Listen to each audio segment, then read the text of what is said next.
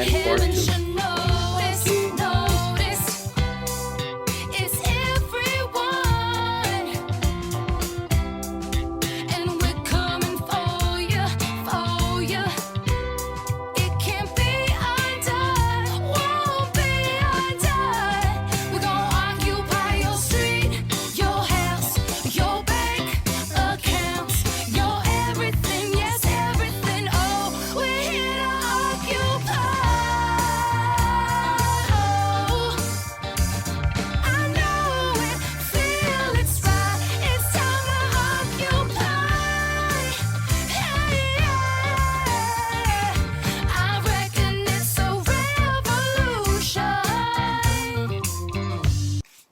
Ready, guys? Part 3.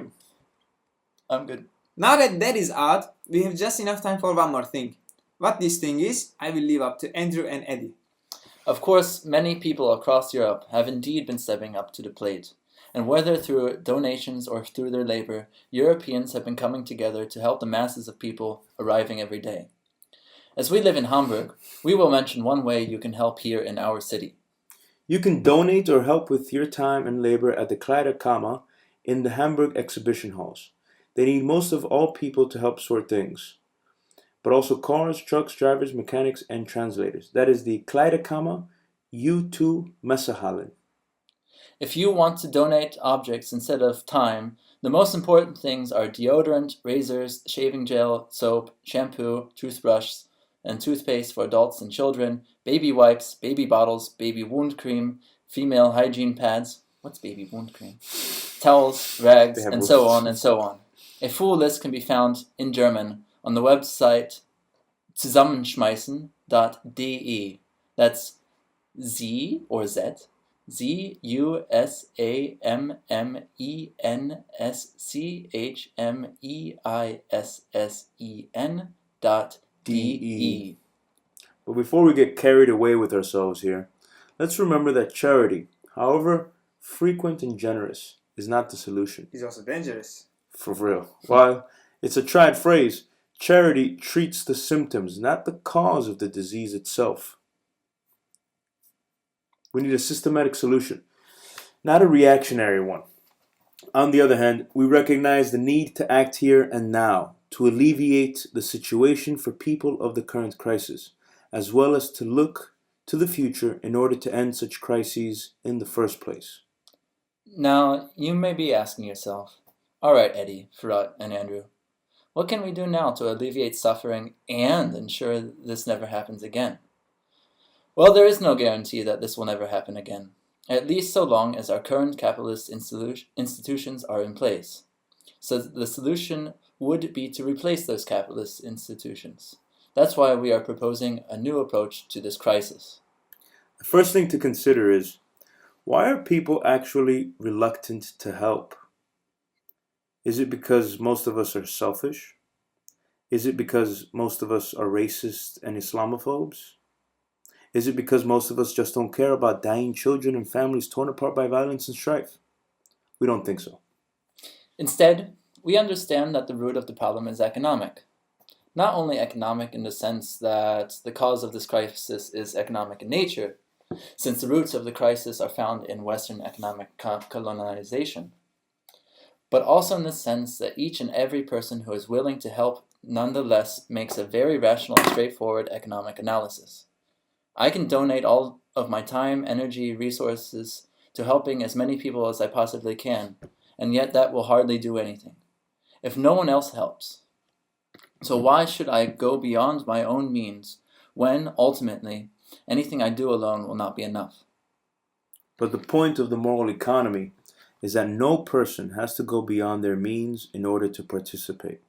Sure, we could just go donate some clothes, cook them some food, or hire some money, wire some money, but just as voting for a politician basically says, I don't want to decide for myself, donating to charity says, I don't want to actually help. That's because the real problem is not a lack of clothes, a lack of food, or a lack of money. The real problem is a lack of choice, a lack of opportunity, and a lack of autonomy for both the refugees and for us. So the next time you wonder what you can do to help others out, we suggest you reframe the question. It should be, how can we help all of us? And when we ask that, the solutions cease to be individual, sporadic acts of measured heroism. The solutions become collaborative, deliberative, and above all, effective and long-lasting. They become, in other words, democratic economic solutions. This isn't just rhetoric.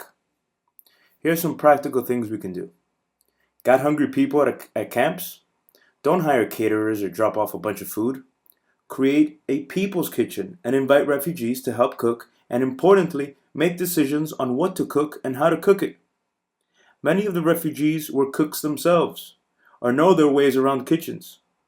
Instead of giving money to for-profit catering companies, that money could be spent helping refugees feed themselves and gain an income while doing it, while also employing people in our own communities.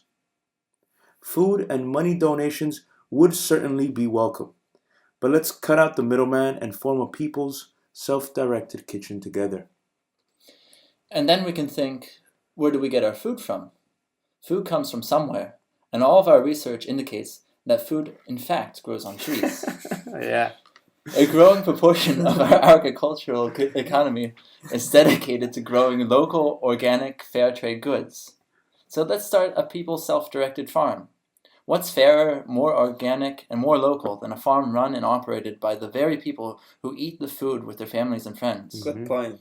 Instead of giving money to for-profit farms, that money can be spent helping refugees feed themselves and gain an income while doing it, while also employing people in our communities.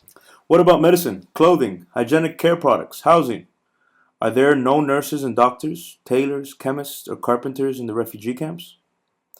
Instead of donating or finding them jobs as they work for us, let's all of us work together, refugees and locals included, to build an economy that actually responds to the underlying causes of the crisis, and not just throwing token gestures at the symptoms until they're covered up again. And before you say, hey, we can't all start factories and farms just like that. This kind of helping takes a lot of time and effort. We need to alleviate suffering right here and now. We will ask you, well, what's the problem? In the end, we need to integrate these people into our society anyway, and ultimately the only obstacle is us. True, this will take a lot of time and effort, but it will take much less time and effort to work together with ourselves and with the refugees than to rely on the individualistic logic of charity. It's the same analogy as give a man a fish, feed him for a day, but teach men and women to crew their own fishing boats, you'll feed them and their families for a lifetime. Mainstream economists say we should help these refugees and migrants in general because we have an aging population and the refugees can pay into the system. The right-wing and neoclassical economists say we should not help these refugees because we should be focusing on the poor in our own land. Oh, now you care about the poor? We're saying we should help these refugees because it's the right thing to do, and because we have an aging population and poor people in our own cities and towns who have been forgotten by the system. We should help people in a way that helps all of us. The refugees shouldn't come here and receive our aid ultimately to work for us. Nor when they come here should they be seen as taking our jobs. Instead, we come together to build an economy around the situation at hand. This is at the heart of democratic economics, and the reason we say economy is inseparable from morality. It doesn't have to start out as a mass movement to overhaul the economic system, overrun factories, and overthrow oppressive regimes, as good as that would be. It starts out with the question, how can we help all of us? From there you can make small groups of friends to organize, to share the burden of donation to charity, but also to go beyond charity. Small groups work together to become bigger groups, and bigger groups work together to become movements. And really, the only limit to what we can build is the number of people involved, which is just one more reason to include the refugees in the democratic decision-making processes and start people's self-directed enterprises to help put an end to this crisis. Just one last point, if I may jump in.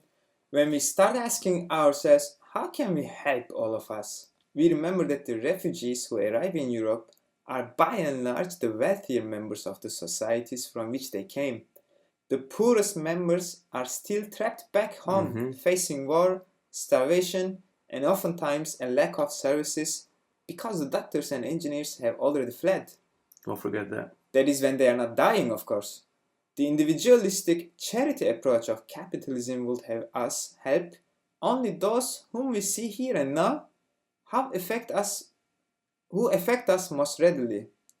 The democratic economic approach takes these people into account and points out that the system that created this crisis also leaves its poorest individuals to bear the brunt of its dire consequences. Man, thanks for that. That's Good a very one. good thing to Yeah, say. it is. Alright guys, I think it's enough for today. Yeah, okay, see you next time. I'd like to thank once again Rhea and the Money for allowing us to use their wonderful song Occupy for our intro. I hope you enjoyed our first podcast, and hopefully until the next time. Bye. Tschüssi.